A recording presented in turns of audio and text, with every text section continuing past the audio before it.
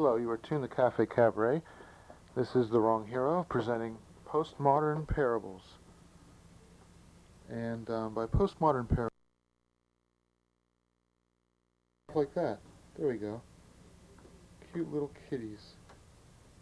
Aren't they adorable? Just like the subject matter of some of these stories that I will be reading to you. Well, you can call them stories, but actually they are postmodern parables. Now the first story I'm about to tell you, the first postmodern parable that I am about to relate to you, which is not merely a story but a reinterpretation of post-industrial man, hence the phrase postmodern parables, is one which, if you check the website under Francis DiMenno, you will discover that although the story itself cannot be accessed via the web, a criticism of the story by Peter John Boyle, in which he says that it probably took 15 minutes to write, can be found under Francis DiMenno. It's in the first 10 hits. Good websites to check are Yahoo and Lycos. You're not going to get much out of Magellan. They tend not to be very frivolous. And so, without much further ado, Man of Ants. What is the difference between politics and sports? Politics is sports for people who are too fat to run. Another question. What is the difference between a liberal and a conservative? Liberals are secure in their guilt, and conservatives have gilt-edged securities. And who came up with the notion that any boy can grow up to become President of the United States? Why stop there? Why can't any member of the animal kingdom become president? There are, after all, 10 million billion ants in the world. And I'll bet if you weighed them all, their combined weight would be greater than that of all the humans in the world. And ants are intelligent. So let us suppose the most intelligent of these creatures gathered themselves together to form themselves in the shape of a boy who, in theory, could grow up to be President of the United States. What would your life be like growing up if you were a boy made entirely of ants? Not very pleasant, I would imagine. In gym class, it would be difficult to conceal from your human buddies in the shower room the fact that your genitalia was actually a writhing mass of ants. You would have to wait for the school nurse to turn her head before you sent a stream of your keener-eyed brethren across the room to read the eye chart. And when the doctor inspected your face for acne, he might be dismayed to discover your blackheads were actually a friendly gang of obliging aphids. But ants are intelligent, and they would be able to surmount these difficulties and even be able to graduate from high school and even college. They would chew big holes in the entertainment section of the Sunday New York Times just for fun. But in a more serious moment, the man of ants might decide to get involved in democratic politics, because politics is where the power is. Because ants are intelligent, they would have no trouble figuring out that the quickest path to power, which requires the least amount of effort in the United States, is by means of the vice presidency. And because the vice president is the Rorschach blot of our dissatisfaction, ants everywhere would send postcards and telegrams to the presidential nominee, ordering to put their man on the ticket. And the presidential nominee would back down under the pressure. And so the big day for the man of ants would finally arrive. January 20th, Inauguration Day. But Ant-Man would be nervous. Poised to take power after a lifetime of struggle, he would go to shake the hand of the president. But after a lifetime of discipline and reserve, the Ant-Man would unexpectedly lose his composure, and suddenly, the President of the United States finds himself shaking hands with a teeming horde of ants. How do you suppose they would punish the man of ants for his hubris? I think they would put him in a prison made of termites. But then again, I'm not a very imaginative person. That was The Man of Ants, originally published in Complex Magazine of June 1994. This is a story entitled The Jealous Dog. People say a dog is man's best friend, and I say, that's right. All of my best friends kill chickens. Yeah, all of my best friends huck kibbles and bits onto the linoleum. Sure, all of my best friends beg for treats with their genitalia exposed.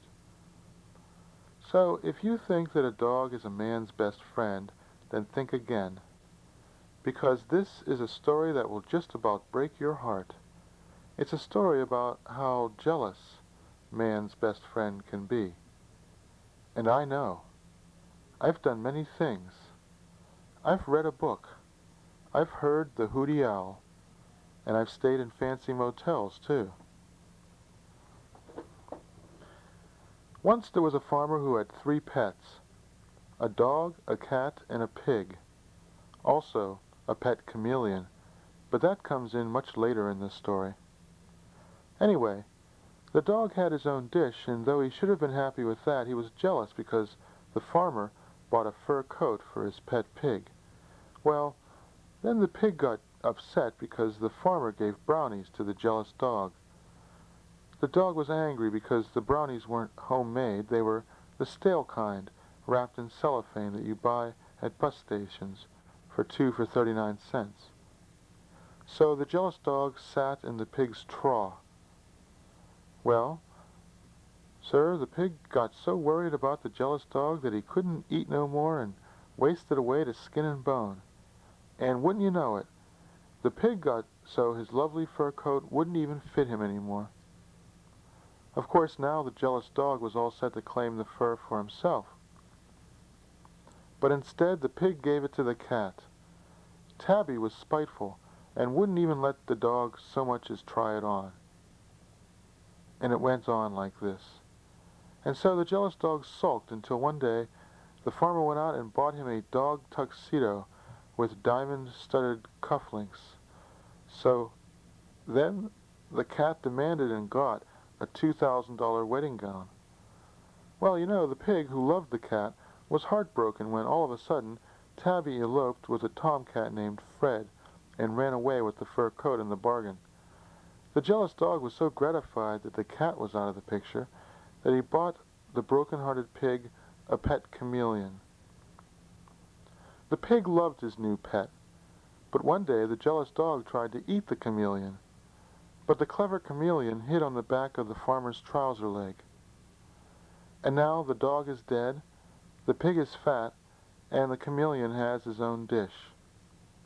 Friends, I just want you to know that this story has no edifying purpose or moral, but has been presented solely for your amusement. Also, please be advised that no actual animals were harmed during the telling of this tale. And this, in fact, was also printed in Complex Magazine from August of 1994.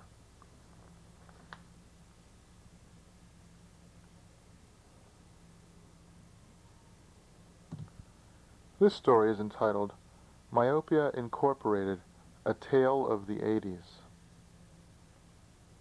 Truly has it been said that where there is no vision the people perish, but the makers of smoked glasses make moolah hand over fist. Perhaps the following tale will illustrate what I mean, and explain why I'm begging you for spare change. After being fired from the law firm of Pith, Brevity, Terse, Sullivan, and Laconic, because I talked too much to Sullivan, I applied for a position at Myopia Corporation, part of the 2200 Group. The company manufactured lens caps, eye patches, sunglasses, and firecrackers. They were highly diversified. On my first day with the firm, I discovered that the president was a blind man. Imagine that, a blind man as the head of a major corporation. It seems as though an employee of the firm had been swinging a lit firecracker tied to a string, and it blew up in the president's face.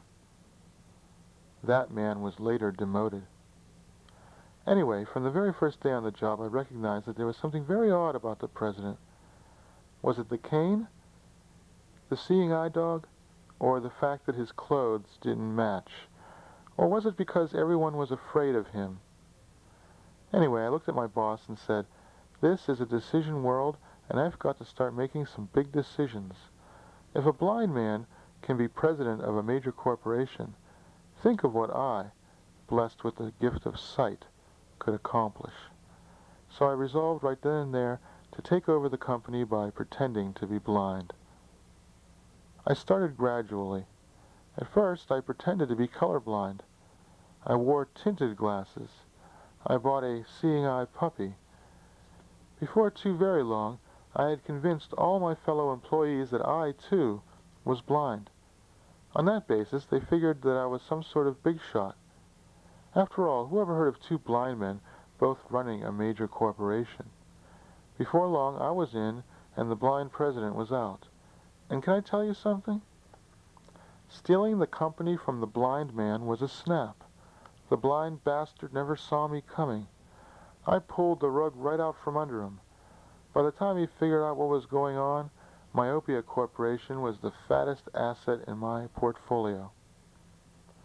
Like I said before, it was a decision world, and I had to start making some big decisions. After all, what did I care if a foolish blind man died?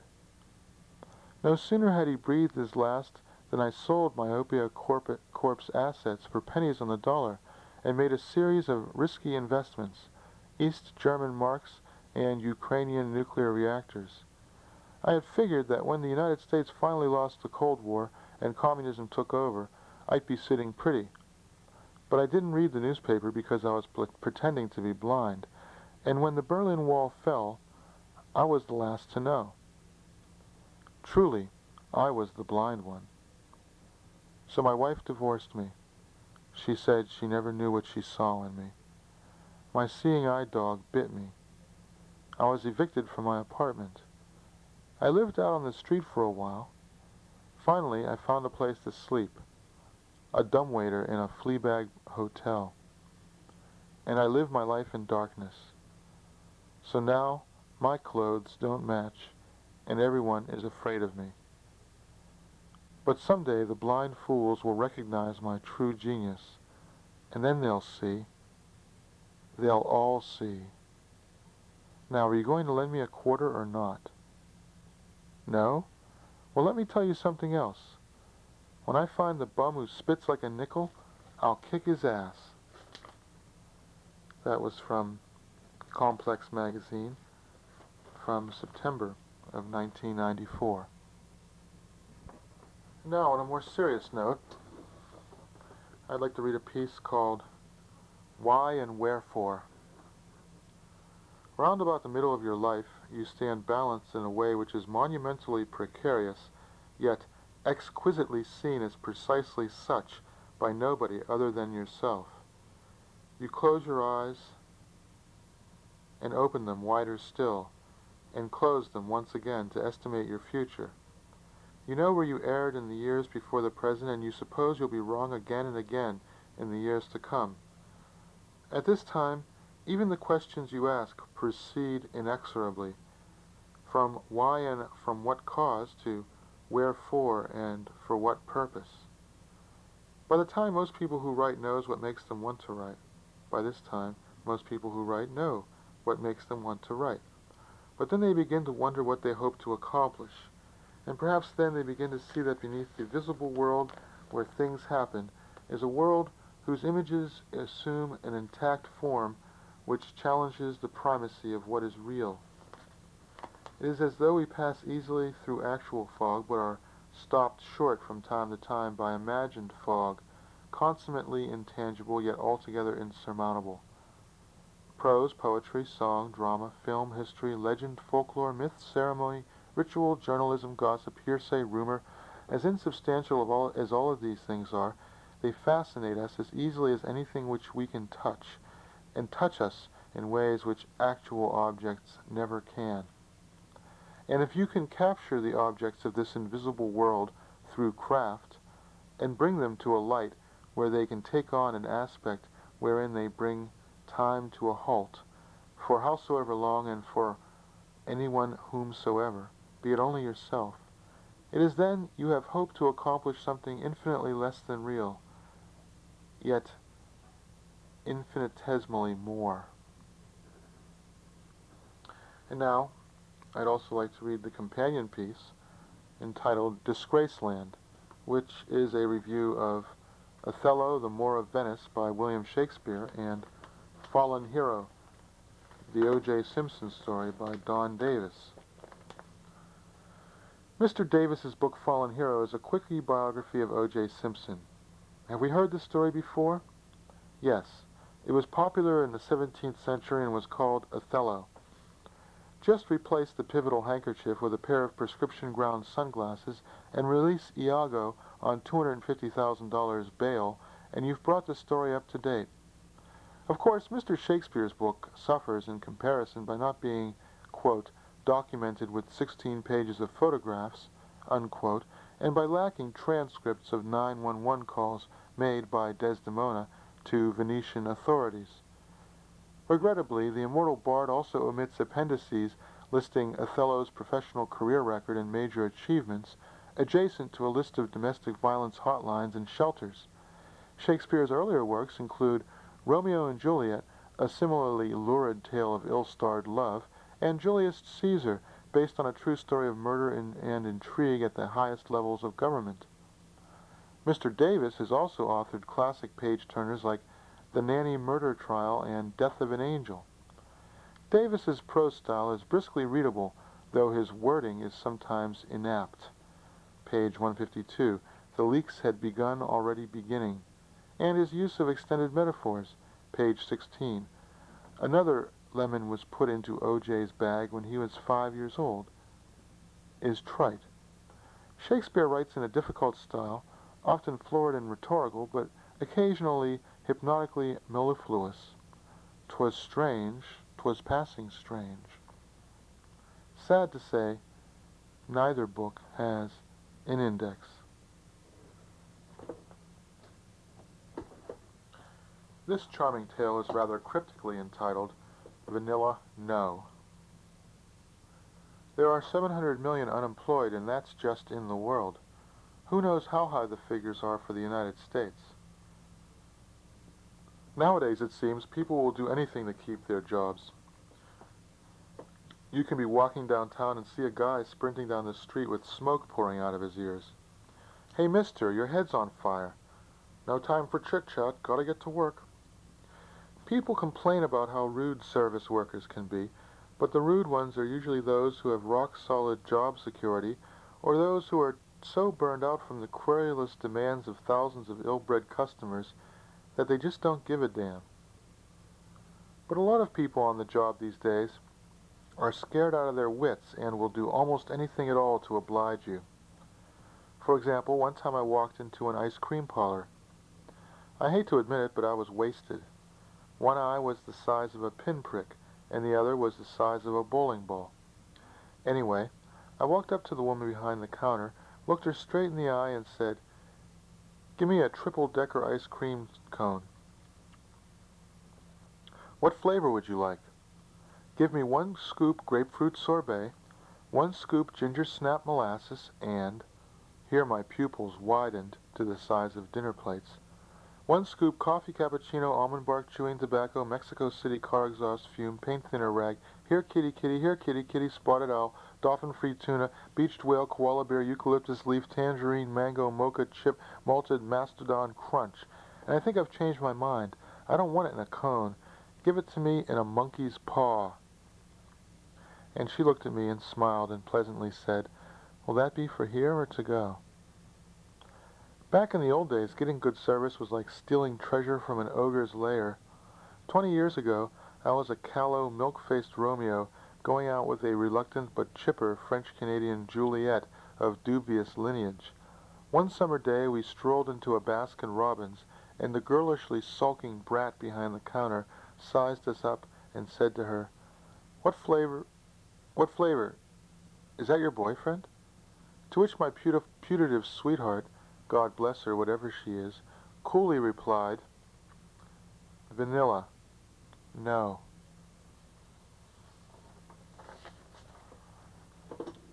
And now, the last story published in Complex magazine, in the last issue of Complex magazine, which I believe was either December of '94 or January of '95,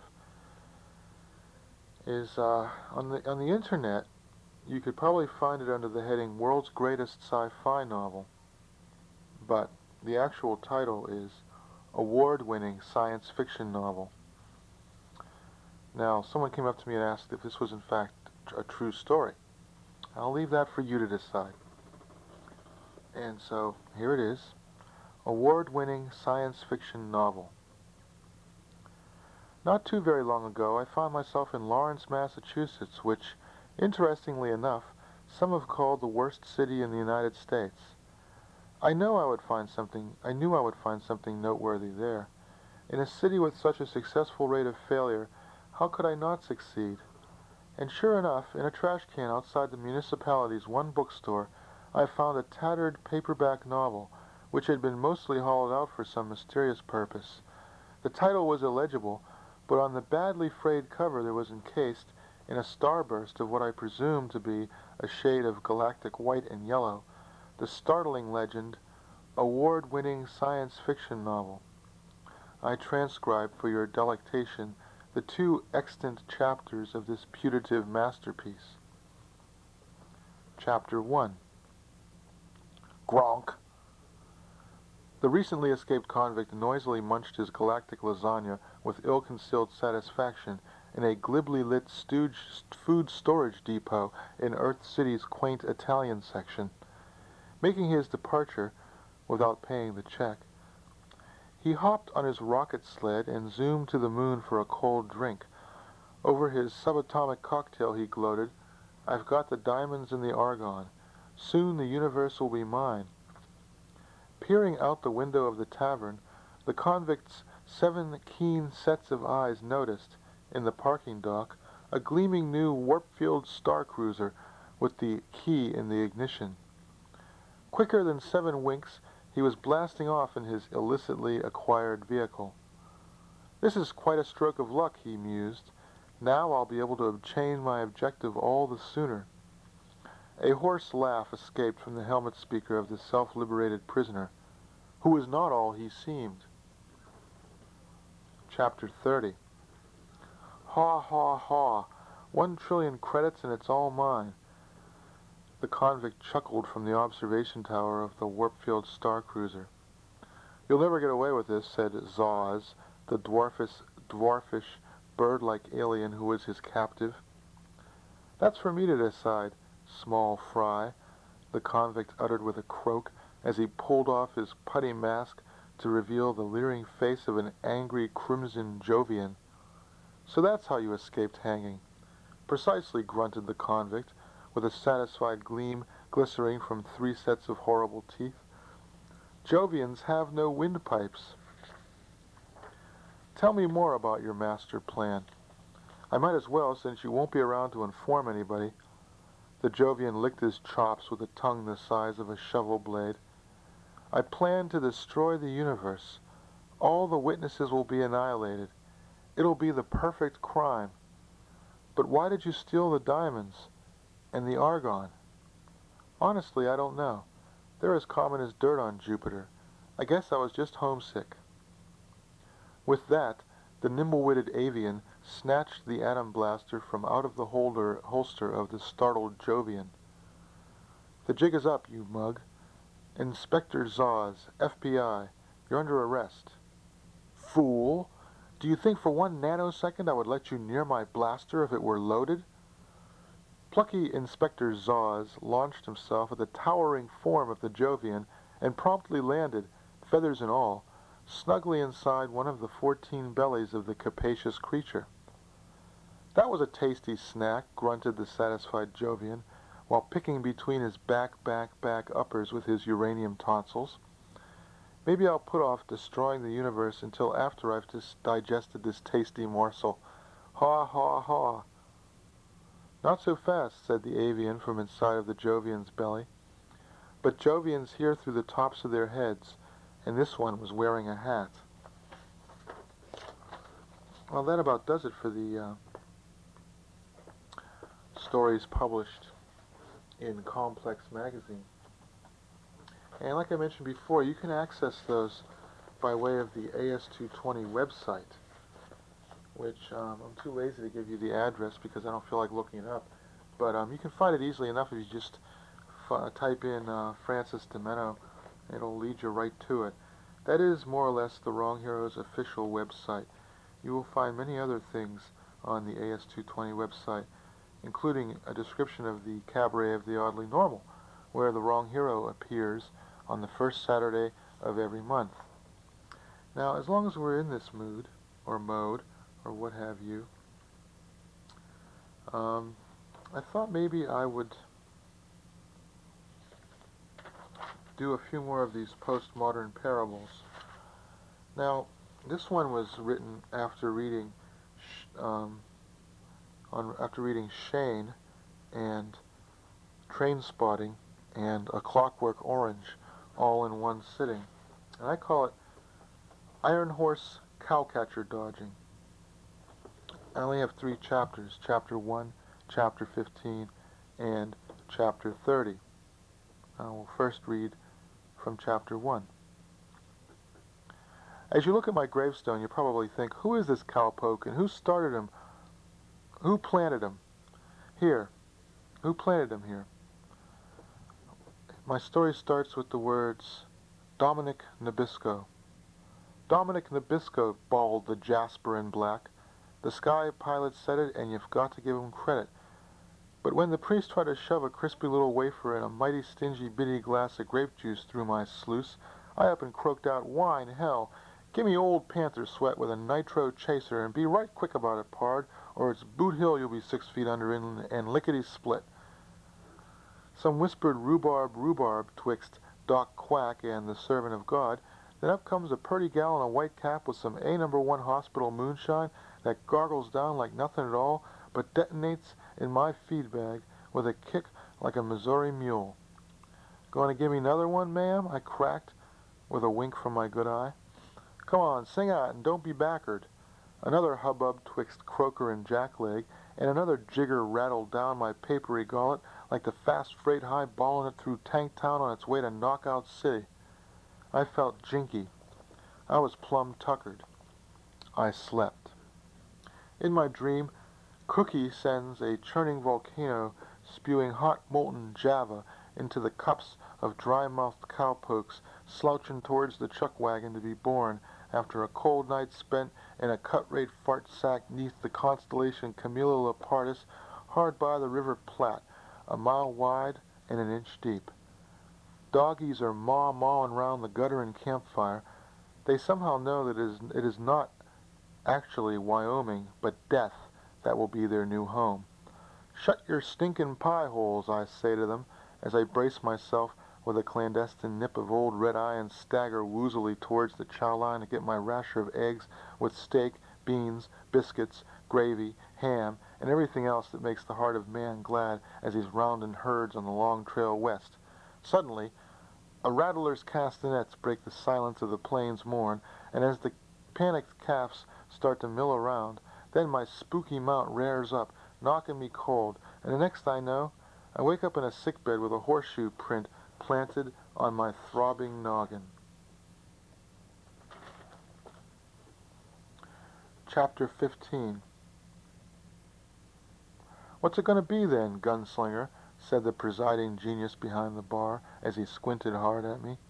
It was at that time, oh my cowpokes, looking at the slack-jawed loafers in the 10-gallon hats wearing chaps and boots with spurs and 6-shooters in their scratched-up holsters with the hammers filed down for rapid action. It was at that time, oh my cowpokes, looking at the derby-headed professor with a short glass of beer and a big cigar seated at the whorehouse piano playing Annie Laurie to wild indifference. It was at that time, oh my cowpokes, looking at the gauby sawdust on the barroom floor, yesterday's furniture, looking at the rooms behind the upper railing where ladies of the night plied their trade of pleasure, looking at the chandelier ablaze with sputtering well-fat candles, then looking back down at the cauliflower ear of the thick-faced barkeep with gin blossoms on his nose, a handlebar mustache, and 4 of his own teeth. It was at that time, oh my cowpokes, that I decided that maybe I wasn't cut out to ride the range, fighting off owl hoots and Injuns, eating dust, hollering at millin' cattle through leather lungs for 9 months of the year, only to spend my gold in half a fortnight at the nearest saloon come payday. Maybe I should bank my money and buy a farm, or go to Europe maybe, or go to school to get a degree in phrenology. Do anything but live the life of a hired hand for a mingy cattle baron, spending my time harassing homesteaders and duking it out with iron-jawed cowpokes and low dives. That kick in the head had come close to scrambling my brains, and I knew that one more hard knock might put me in the boneyard for hell in a day. I wasn't feared. Mind you, I'd ridden with Quantrill's raiders and given better than I'd gotten more barroom scuffles that I could count on the 6 fingers of my left hand. I was bored, that's all. I didn't have enough book larnin' to make it more than halfway through the book of Deuteronomy, but I knew that at that moment, looking at the leering ranch hands and sharp-nosed storekeepers through bleary eyes, that I was going to have to change my ways or be damned. "Whiskey," I croaked through parched lips, and it was then I caught sight of the good-luck horseshoe hammered into the wood over the table of a group of grifters and sharpies playing cards at the big table over by the fireplace. It was hung prongs up to form the letter U, and it seemed to mock me. "Who do you think you are? You think you are better than the rest. You better watch out," it seemed to say. I turned around and the barkeep said, "On the house," which was mighty friendly of him, especially as I was new in town. Armed only with a face numbed with painkillers and a marked deck, I sauntered over to where the dry-docked riverboat gamblers and incognito hired guns were starting a fresh deck for a game of straight poker, jokers wild, and barked, "My money's good. Care to deal me in?" I knew these slickers would eat a lesser man raw, so at first I played the rube and lost a few hands. But by the time the light of dawn filtered through the smoky glass of the Last Chance saloon, I had won a bundle, and there warn't no one too happy about it either, and I knowed it, and I didn't care, and... I woke up in the street, choking on dust and dung, and the 4 deuces of the marked deck, which they'd crammed down my maw. The barkeep was sweeping the wooden sidewalk, and when he saw me come to, he said, "I'd get out of Dodge for a spell if I was you, stranger." Chapter 30.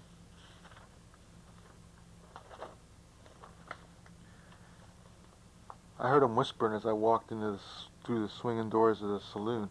"That's that there maverick I was telling you about," the biggest, ugliest cowpoke muttered when I strode through the swinging doors of the Beefeater's saloon hard by Plug'em Hill. "He wears the brand of no man." "Are you calling me out, stranger?" I would say, Colt at the ready, as I prepared to plow 6 holes to let in daylight through the bean of the hardest sneer-faced plug-ugly at the bar.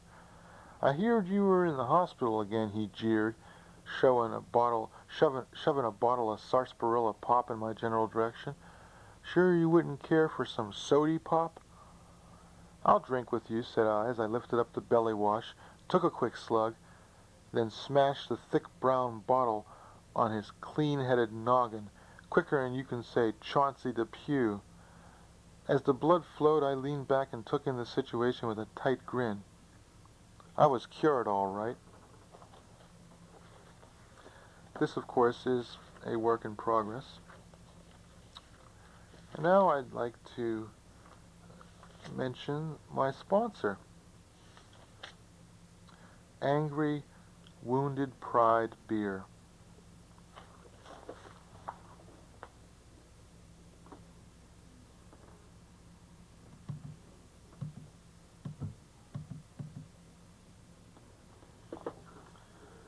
Hi, I'm the wrong hero. Spokesman for Angry Wounded Pride Breweries.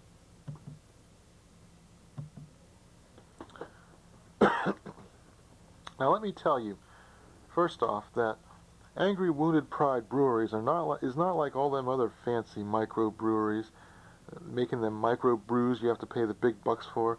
microbrews made by certified brewmasters in a tradition going back hundreds of years, microbrews manufactured under carefully controlled conditions. No, here at Angry Wounded Pride Beer, we just womp up a batch in the nearest empty bathtub whenever we need some walking around cash, in a tradition going back to Prohibition and the Great Depression.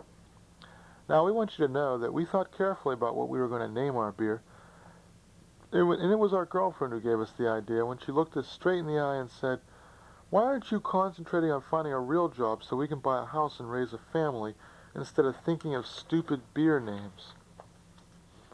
It was at that moment, neighbor, that we thought of what we'd call our brew, Angry Wounded Pride Beer, established 1977.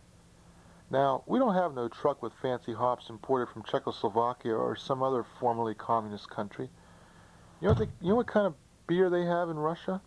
It's called vodka, and they sell it in pint bottles from vending machines in non-resealable containers. And if you don't like it, you know where you can get real beer? In Siberia. Now, like I said, we don't import our hops from Vienna or Trieste or Yugoslavia or wherever it is they grow the stuff. But we do have a hophead come in and stir the batch with a paddle for the price of a fix. That's how committed we are to ensuring that every bottle of Angry Wounded Pride beer that we sell is in liquid form before we slap our label on it. Now, you're not going to find our beer just anywhere. Certainly not at fancy rib joints like Montana's up on the east side of Providence, where they sell you a butane-soaked side of ribs for a whopping $12.95, and then they have the nerve to hit you up for 75 cents for extra sauce, which costs them 3 cents to make because it's mostly vinegar. No, my friends, you won't find Angry Wounded Pride beer at any brewmongers like Haxton's, where they pretend to be hippies who love the Grateful Dead, but they won't even give you a refund when you buy a skunky batch of one of those foo-foo imported brews they peddle. And you won't find Angry Wounded Pride beer at AS220 or the Middle East Cafe or any other fine establishments. Fact is, we've got a serious distribution problem staring us in the face. No, if you want to buy Angry Wounded Pride beer, you have to ask me for it. And since I'm running low on bottles, it might help if you bring along your own bucket, preferably made of aluminum or some other non-corrosive material. Here at Angry Wounded Pride Breweries, we do have one advantage that the biggest breweries do not. We don't have to put a sell-by date on any of our product because here at Angry Wounded Pride, our slogan is, "Brewed yesterday, aged in porcelain bathtubs." Actually, I suppose it should be brewed yesterday, aged in plastic buckets. Now, Angry Wounded Pride goes good with all kinds of foods, but let's face it, a lush like you is beyond the point of eating food. Our beer ain't fancy. It's cheap rot gut for alcoholic bohunks who want to get tanked up in a big fucking hurry. Now, we'd like to say something about our label. Many people have written in to ask us about the significance of the number 33. Well, I can tell you right now, between you and me, that the number 33 on our label has nothing to do with the year Prohibition ended or the number of words on the label itself. No, 33 is your life expectancy if you're desperate enough to swill our belly wash sold at rock-bottom prices. Let's talk a moment about the ingredients that go into our beer. We don't use malt. If you want malt, then go to the fucking ice cream store if your mother lets you cross the street by yourself, you little panty waste. And if you want barley, then go to fucking Scotland and hang out with the fashionable heroin addicts there. To tell you the truth, when we make our beer, we just throw in anything that's handy. Cake of yeast, cream of wheat, Cool Whip, window caulking, sponges, vanilla extract, a monkey's paw clutching a jewel. Whatever's handy, it goes into the brew. That gives it a character that you won't find in any other beer. And here's our promise. Our beer will not make you blind in both eyes. One thing you'll notice about our beer, when you pour it in a glass or other non-corroding vessel, it doesn't have a head. That's how you know you're not paying beer prices for a bunch of foam that's going to slop over on the bar or TV tray or other non-corroding surface. Try this simple test. Put your glass eye on a glass of our brew. If it's still bobbing to the top the next morning, you know we turned out a good batch. Now let me make one more suggestion. If you like our beer, you'll love Foolish Pride Porter and Selfish Pride Ale. made the very same way as our beer, except we age it for 2 or 3 days instead of 15 or 17 minutes. Hi, I'm the wrong hero. Brewmaster, entrepreneur, felon. Wishing you my best this holiday season. One more thing. If you must drink and drive, make sure you give me all your money first. For that matter, give me the keys to your car. Hey, I can use a car, but make sure, most of all, that you give me all your money first, because people who are involved in traffic fatalities are some of my best customers, and let me tell you something. I sure do need the dough.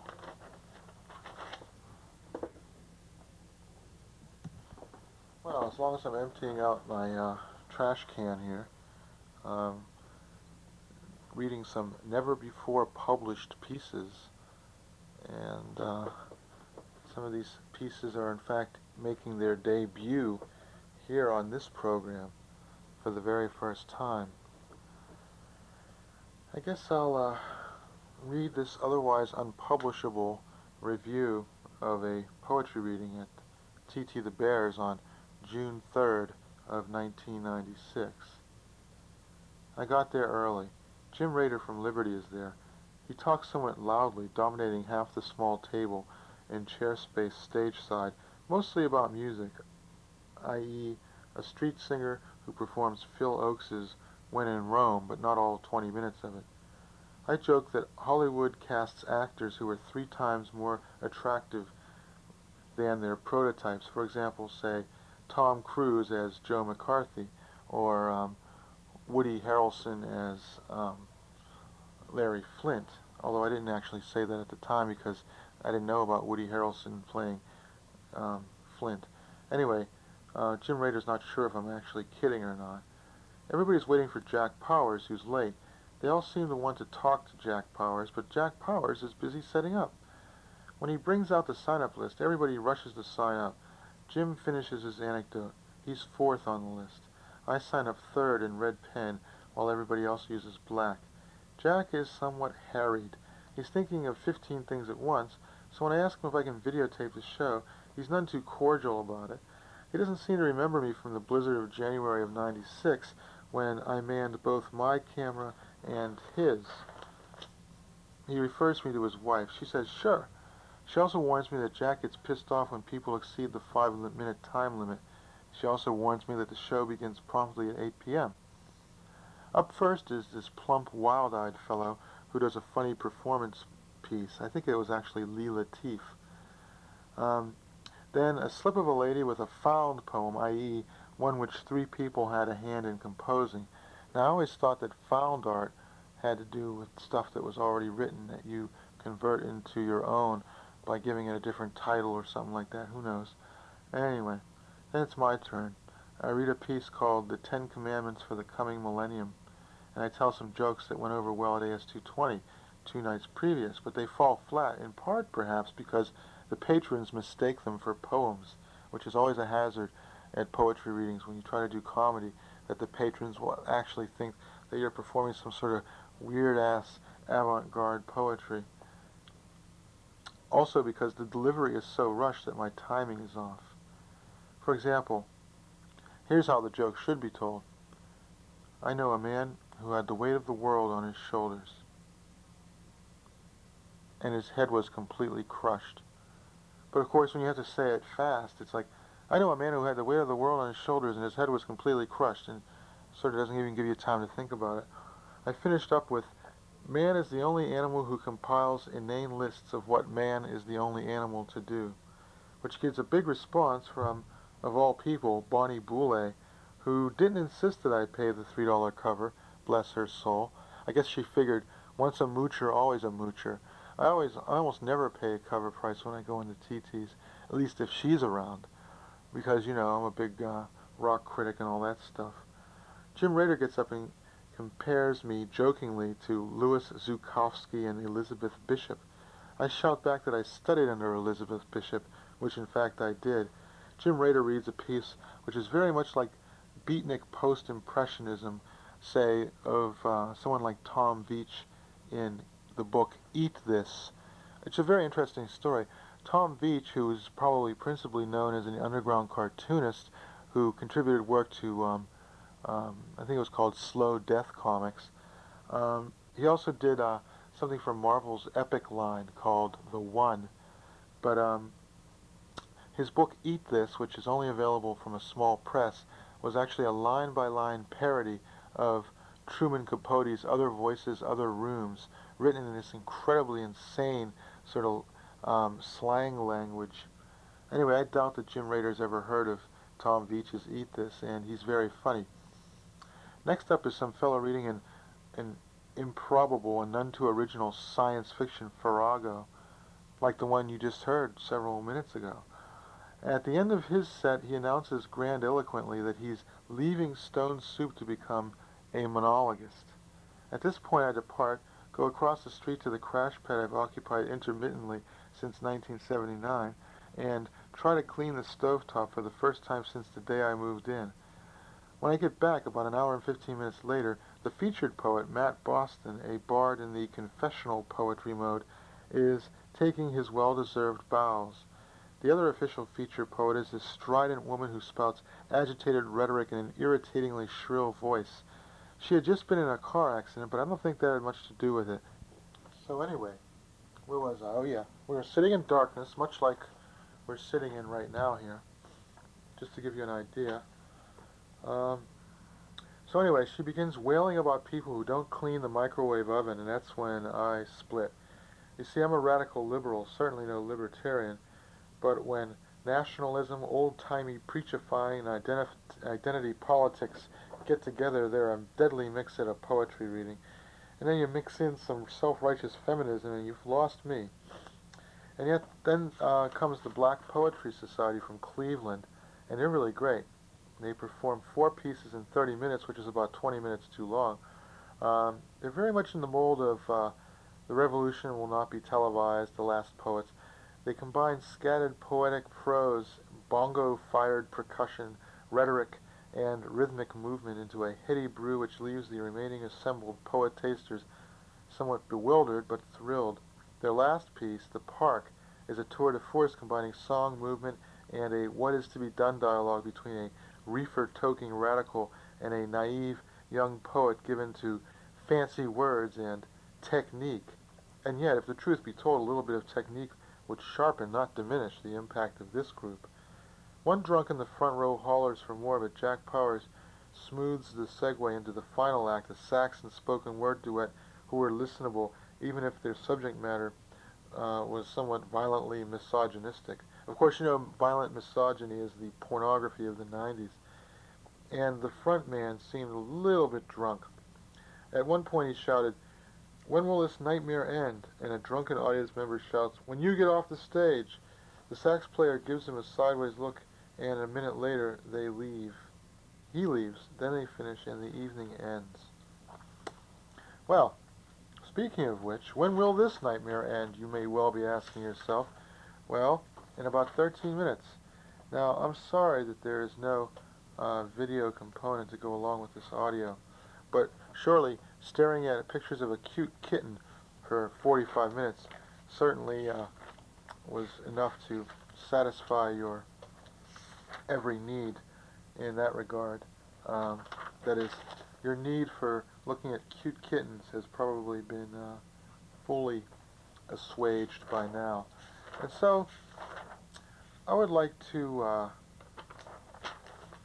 end with a rather lengthy piece, and don't really have a title for it yet. I suppose you could call it what people tell their grandchildren, and I think that would probably be as good a title as any. You know, people only seem to do things so eventually down the road they will be able to impress their grandchildren. That seems to be the purported aim of many people who actually end up doing something of consequence with their lives.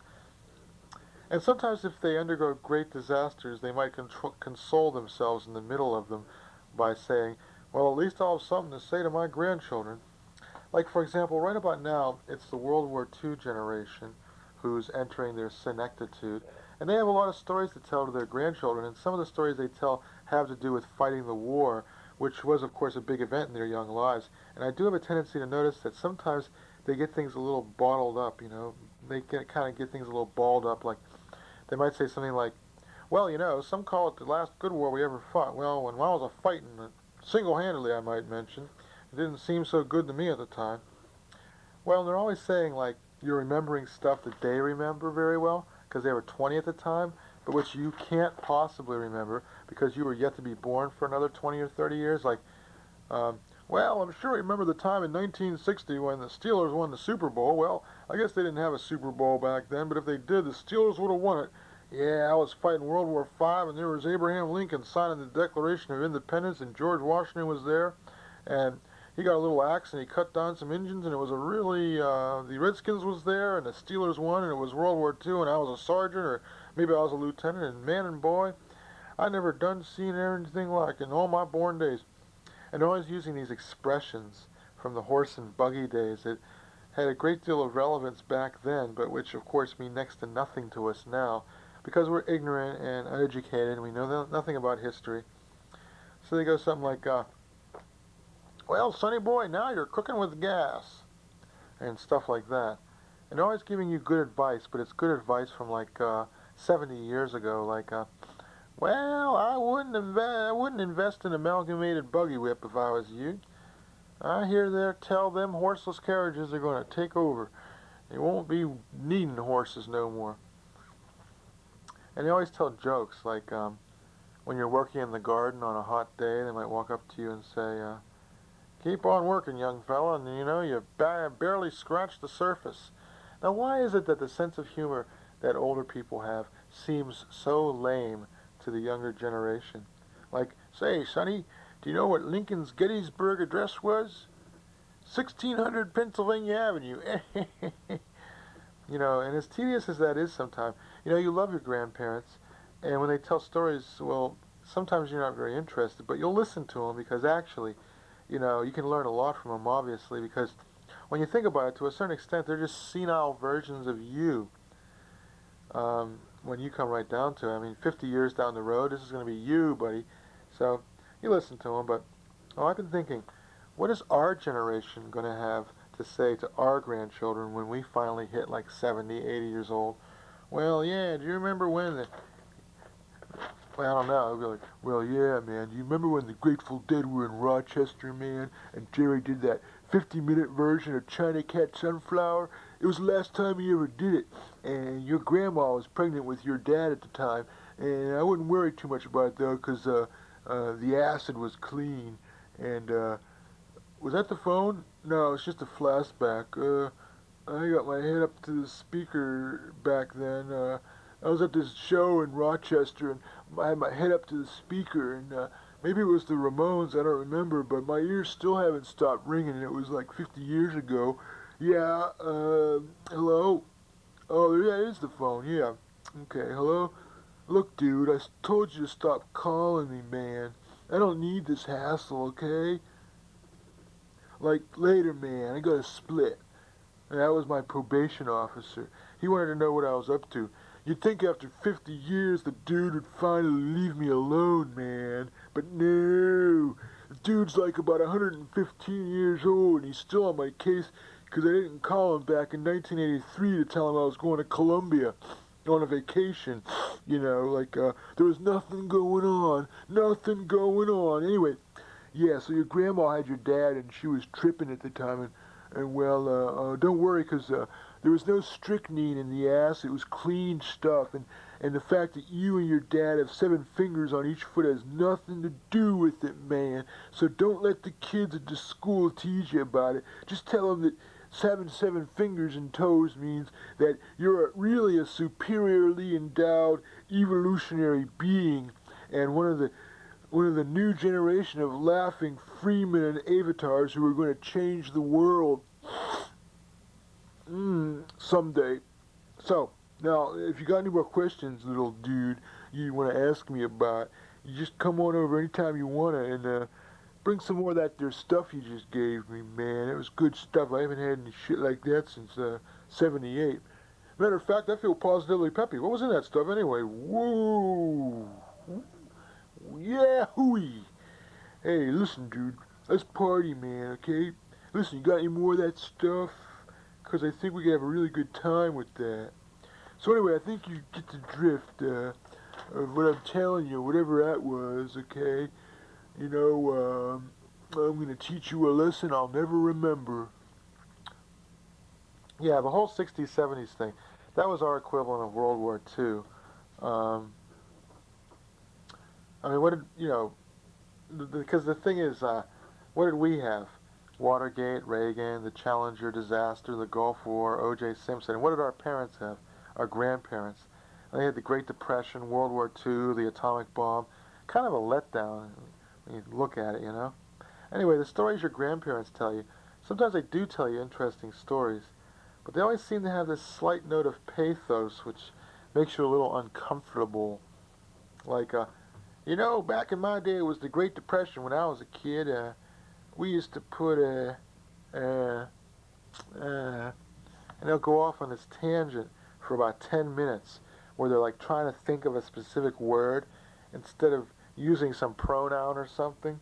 They just go on and on, like they'll go, yeah, I remember when Max Schmeling fought. Now, what was his name again?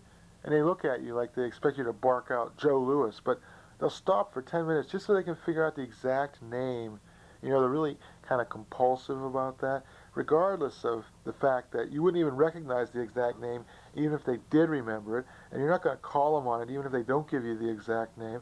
They could say something like, yeah, back when Max Schmeling fought General Pershing at the Hitler Olympics in 1936 in Berlin, and Leni Riefenstahl was there, and, you know, you're not going to say anything. They're your grandparents, and you love them.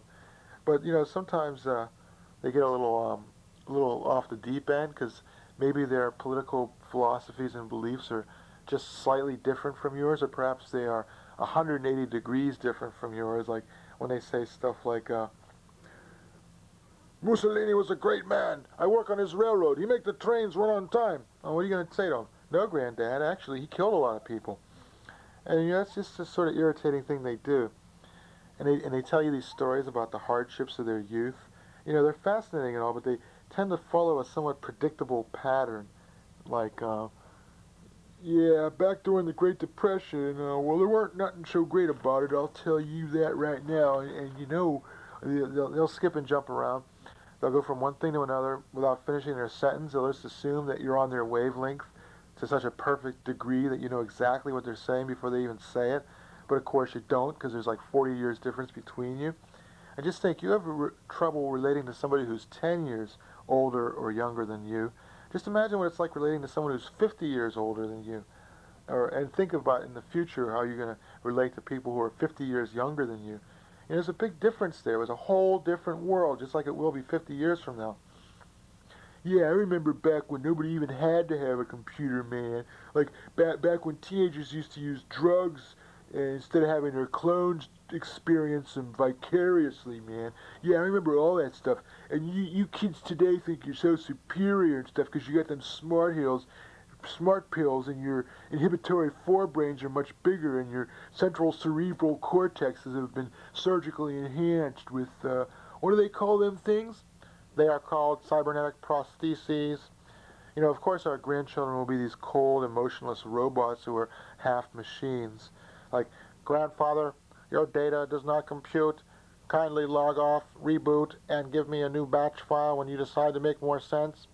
You know, and of course their slang will be riddled with computerese. And anyway, the way we respond to our grandparents will be the way our grandchildren respond to us. Patience and exasperation mixed with bemused tolerance.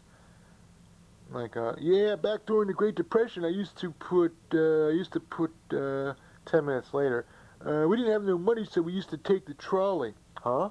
You know, and then they'll explain all these references to you, but there's no need to explain them, and they explain them in a way that makes you sound like you're an idiot.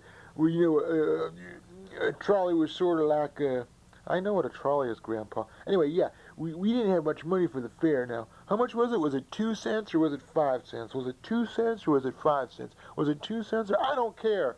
Just finish your damn story. Oh, don't you go swearing at me. That's another thing. They're really touchy about swearing, using swear words. Some of them even call them swears. And they like to quote from the Bible, too, especially when it's in their favor, right? Like they never say, "Thou shalt not suffer a witch to live," or you know, things like that. No, they'll say, "The Bible says respect your elders, so respect me." Anyway, we didn't have any money for the fair, so we used to put an icicle in the fare box in the wintertime. Of course, I think sometimes the trolley driver knew we were doing that, but he didn't say nothing because those were hard times. Everybody was having a hard time in them days. So we'd go to the nuns, and for breakfast they'd give us these stale donuts. And you know what a donut is, right? I know what a donut is. Okay, so anyway, yeah, these donuts were stale, and but the nuns, God bless them, they meant well. And that's another thing. They're always really into God, and they can't understand why you're not really into God. And that's because you haven't aged to the point where your brain is pumping out endorphins and God chemicals that impel you to worship a supreme being as you face your own coming demise. I mean, there's just a lot of things that the older generation will never understand about the younger generation and vice versa. But it really is remarkable. By the time you hit 40, you really start to figure things out that you haven't figured out before. And it's not even so much that you spent 20 years thinking about it or trying not to.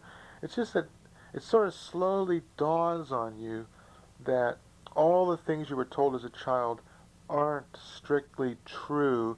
As a matter of fact, they're only true to a limited degree, only insofar as they enable children to not come to some sort of untimely demise. In other words, they're sort of like a black and white version of the truth rather than shades of gray. For example, um, here's a classic. The policeman is your friend. And that's just an example. Anyway, this has been The Wrong Hero with Postmodern Parables.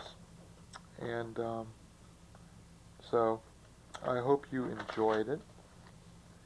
And please tune in next week when we'll be continuing our Cafe Cabaret featuring the Wrong Heroes series every Tuesday night at 9 p.m. here on Cafe Cabaret. Thank you very much. And God bless you, Sonny. God bless you. Because God knows, I'm